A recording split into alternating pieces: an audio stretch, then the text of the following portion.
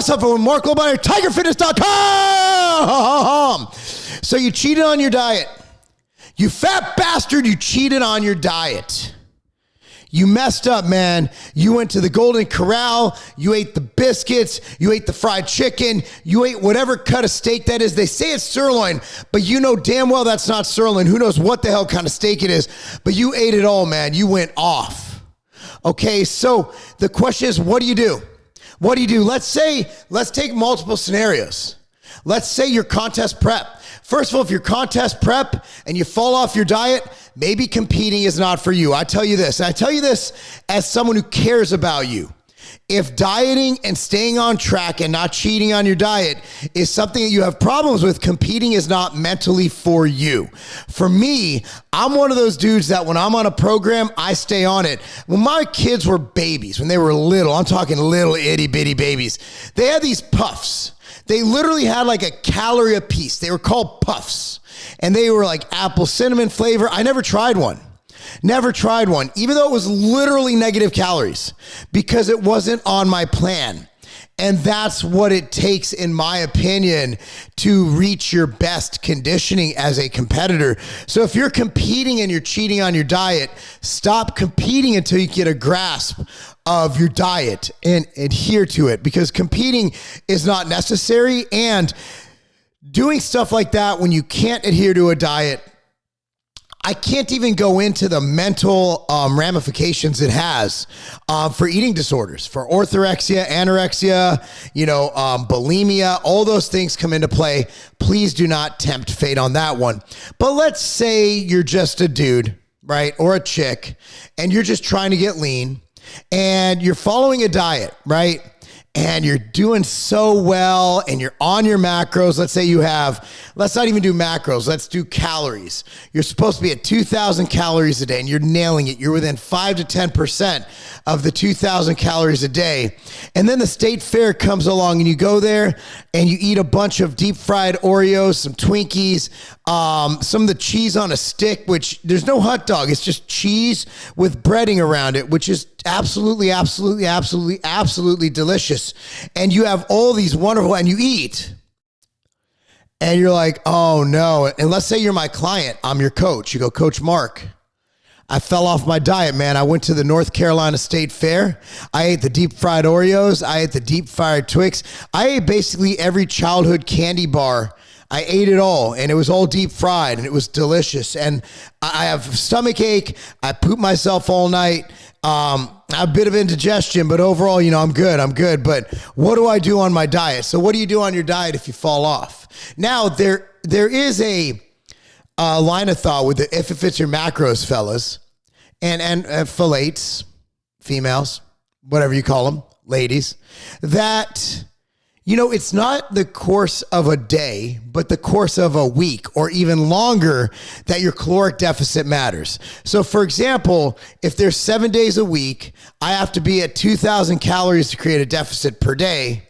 Okay, that's 14,000 calories a week. So as long as your week averages out to 14,000 calories, that's all well and good and you'll still lose fat.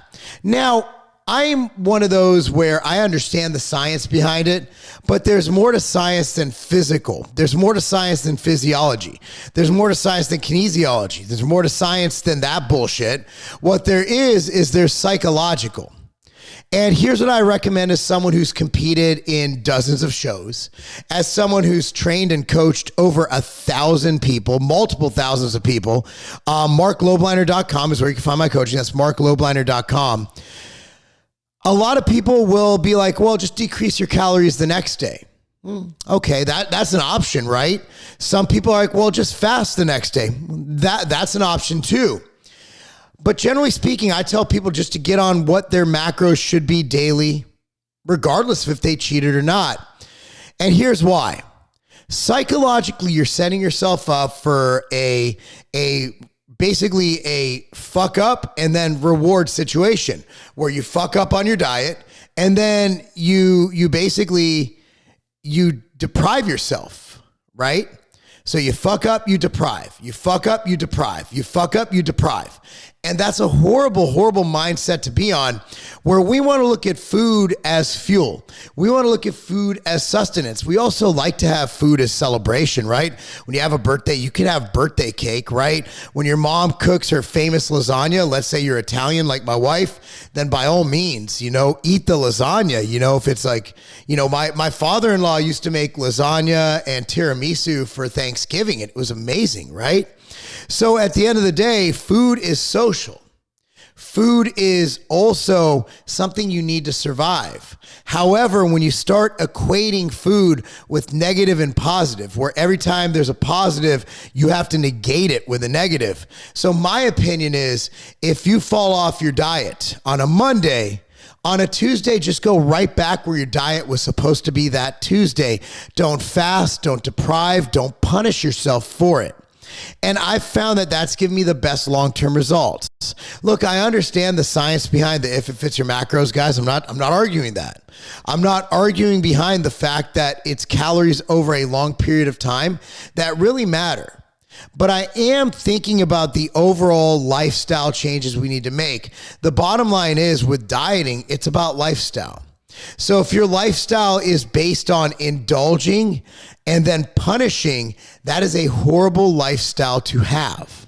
So that's why I tell people, I want you to become one with your food, become one with your diet, and really embrace and love what you do. Look, that's why when people ask me, is keto diets necessary? And I say no. I think the science is pretty sound in saying that as long as you're in a caloric deficit, you're going to have good results. And then you see these studies where they have people on an insulin promoting drug and they still lose weight. So you can't point to just insulin control for fat loss. So that argument's out the window.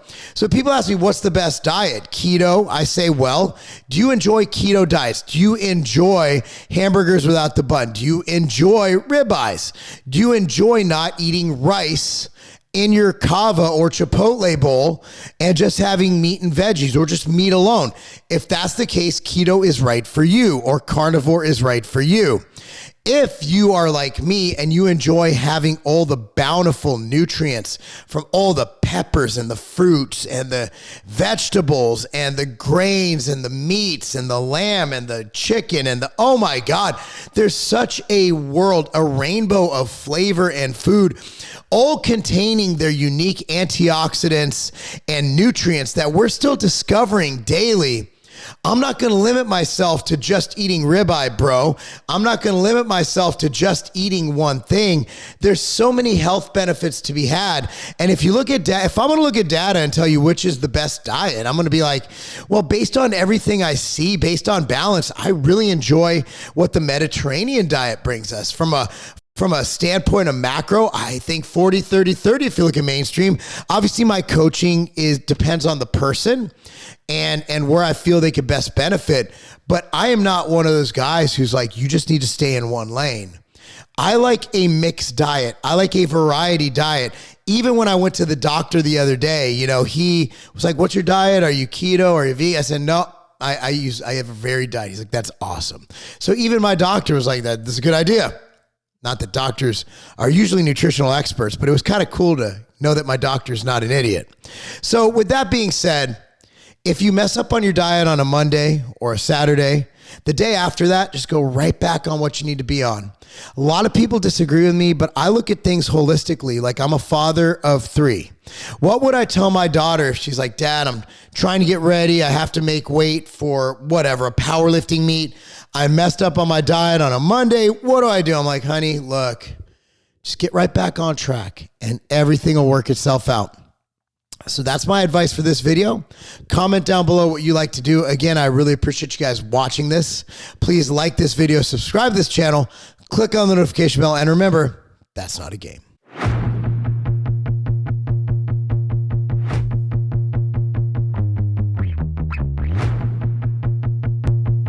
Training intensity is everything. If you want to build muscle, if you want to get better, if you want to go hard, you need to train intense. A lot of pre-workouts, they get you intense. But then what happens? You crash. A lot of pre-workouts, they give you the pump, but then what happens? It wears off. A lot of pre-workouts, they'll give you all that stuff, but it doesn't add to your endurance. I want to be able to lift heavy. I want to be able to feel the pump. I want veins bulging from every single part of my body. I want to lift heavier weights every single time. I want to run farther. I want to run faster. I want to push harder, and I want to get bigger, stronger, and faster. And that's why I created Clash 3D. This pre-workout is next level, featuring 3D pump, Vasodrive AP, and a lot of other epic ingredients. Guys, this is the pre-workout that you need to take your workouts and your performance and your physique to the next level.